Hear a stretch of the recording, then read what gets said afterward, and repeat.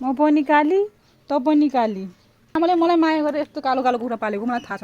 नमस्ते सबैजनालाई। म चाहिँ मेरो डेली रुटिन चाहिँ कस्तो हुन्छ भन्न गइरहेको छु। हजुरहरूको कस्तो हुन्छ प्लिज कमेन्ट गर्नु होला। बिहान उठे ब्रस ब्रस गरेँ, झाडु पोछा गरेँ, अनि बाबालाई चिया दिएँ। त्यसपछि चाहिँ मेरो गन्थन मन्थन सुरु हुँदैछ। साथीहरू कृपया सबैजनाले सुनेर साथ दिनु होला, हाँस्नु होला, रमाइलो मान्नु होला। हजुर मलाई लाग्छ बुहारीहरूको चाहिँ सबैको लाइफस्टाइल यस्तै हुन्छ होला। अब चाहिँ मेरो गन्थन मन्थन सुन्नु होला साथीहरू। हाम्रो 1 बिघा बारीमा अब साग खोज्न आएको हो म। यतापट्टि बरेला छ, हाम्रो बरेला छिटो छिटो पाक न, छिटो छिटो फल न बरेला, प्यारो बरेला, बरेला प्यारो बरेला, छिटो छिटो फल, खानुपर्छ। फर्सीको मुन्टा हामीले खाइसक्यौँ। यो रेजेक्ट आजको लागि।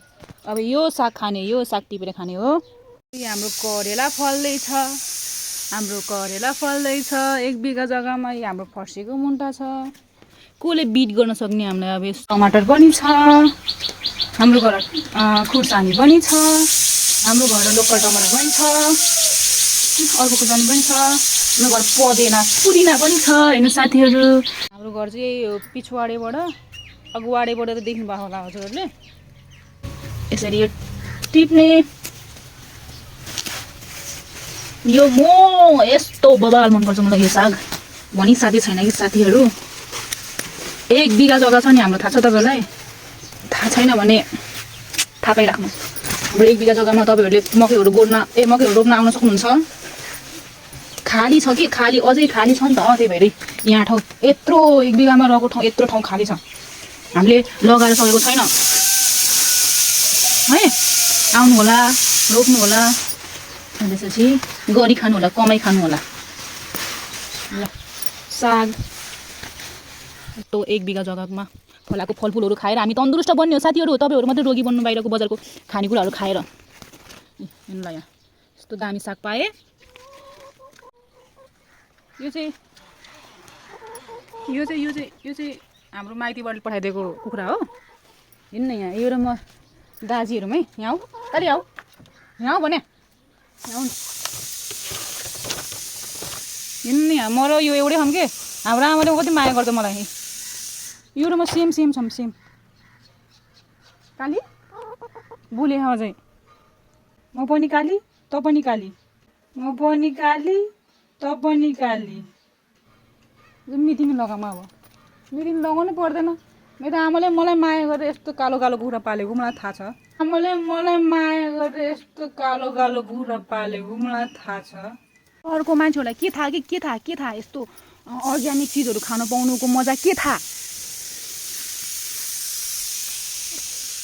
अर्ग्यानिक यस्तो हेल्दी, अब तन्दुरुस्त हिष्टपुष्ट तन्दुरुस्त भएर यस्तो भएर कहाँ जाने हो म अब। मजाक करना हो साथीहरू, मजाक करना हो। हमारे घर पे ऐसा चाइनीज साग फला है। आपके तिर फला है कि नहीं फला है, please tell me. Wow nice. अब हाम्रो मम्मीले कुन चाहिँ नटिप कुन चाहिँ टिप भन्नुभएको थियो मलाई त टिभी खासै यादै भएन। अब हाम्रो मम्मी यहाँ घरमा हुनुहुन्न, घरमा आइसकेपछि मलाई भुटालिदिनुहुन्छ होला सायद। के गर्नु साथीहरू, के गर्नु। दिमाग नभएको बुहारी लिएर आइसकेपछि के गर्नु साथीहरू।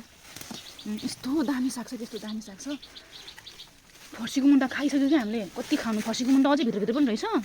अब हाम्रो साग यहाँ छोडिदिएको छु, किनभने यो चाहिँ साग मलाई लागेको थियो मम्मीले कि यो साग छोडिदिनु यसो बिहा लाग्नु थाल्यो फेरि के गर्ने होला। यो साग छोड्नु होला कि तपाईँको साग छोड्ने होला, म त कन्फ्युज गयो होइन। तर यति हाम्रो मैले टिपिसकेको साग भयो पनि हुन्छ होला, किनभने धेरै भइसक्यो मैले टिपेको साग पनि। हामी थोरै मान्छे छौँ।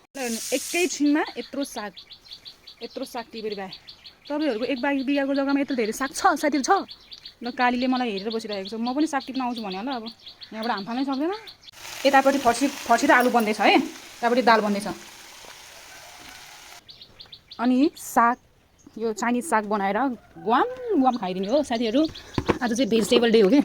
जहिले नि के मासु खानु है, के मासु खानु, जहिले पनि के हत्या हिंसा गर्नु खोइ भनेर चाहिँ हामीले आज एकदम शाकाहारी बन्ने निर्णय गरेको छौँ है साथीहरू। तपाईँहरू पनि जहिले पनि मासु नखानु। यो साग चाहिँ मैले मेरो 1 बिघा बारीबाट टिपेको हो। हाम्रो बाबाले लगाउनु भएको होइन, हाम्रो बाबाले लगाउनु भएन यो साग, मम्मीले लगाउनु भएन, मैले मात्रै लगाएँ है। खाने बेला सबै खान्छ, खाने बेला सबै खान्छ। टिप्यो। यो साग अनि यो बरेला यो फर्सीको मुन्टा मुला सबै करेला सबै मैले लगाएको है हाम्रो मम्मी बाबाले लगाउनु भएन तपाईँहरूले पनि जहिले पनि मासु नखानु साथीहरू किनभने जहिले पनि हत्या हिंसा गर्नु हुँदैन सम टाइम खानुपर्छ मासु भनेको हामीले त जम्मा अस्ति भर्खरै 12वटा कुखुरा खाएर बस्यो हो 12वटा कुखुरा खाएर बस्यो हो एउटा यो यो यो कालीमाउ छ नि कालीमाउ हो त्यो पनि हाम्रो आमाले हामीलाई खाना दिन खा भनेर पठाइदिनु भयो हो अब यो कालीमाउको पालो आउँदैछ त्यत्रो खाएर भुँडी मोटाएर बस्यो हो 5 केजी मोटाइसक्यो होला भगवान् कहाँ जाने होला कतिखेर नि यही खानुपर्छ कतिखेर नि यही खानुपर्छ भनेर नरुने नि साथीहरू फेरि म त रोएको छैन अस्ति भर्खर त 12वटा कुखुरा खाएर बिहा हो अस्ति भर्खर त 12वटा कुखुरा खाएर बिहा हो जे पनि खानुपर्छ घाँस पात नि खानुपर्छ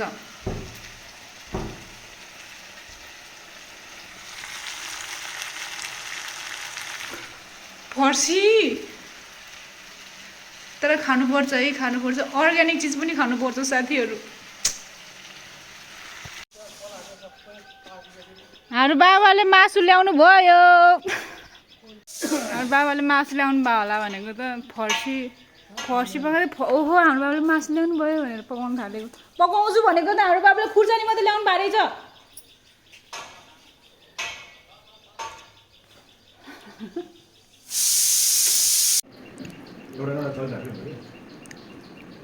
बाबा साग मिठो भयो कि नाइ बुढा अनि फर्सी किलो गर्यो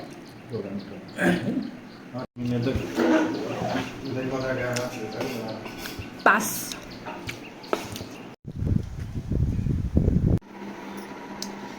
अब चाहिँ काम गर्ने मेरो सबै घरको काम भइसकेपछि अब चाहिँ मेरो पशुको काम गर्ने मै मालिक मै नोकर मेरो दिनचर्या चाहिँ यसरी बित्छ साथीहरू बुहारीको दिनचर्या हो यो चाहिँ अनि हजुरहरूको चाहिँ कसरी बित्छ प्लिज एभ्रीवन कमेन्ट गर्नु होला अनि सबैजनाले मेरो भिडियो माया गरिदिनु होला जसले पनि हेर्दै हुनुहुन्छ कमेन्ट गर्नु होला जसले पनि सब्स्क्राइब गर्नु भएको छैन प्लिज सब्स्क्राइब गर्नु होला है त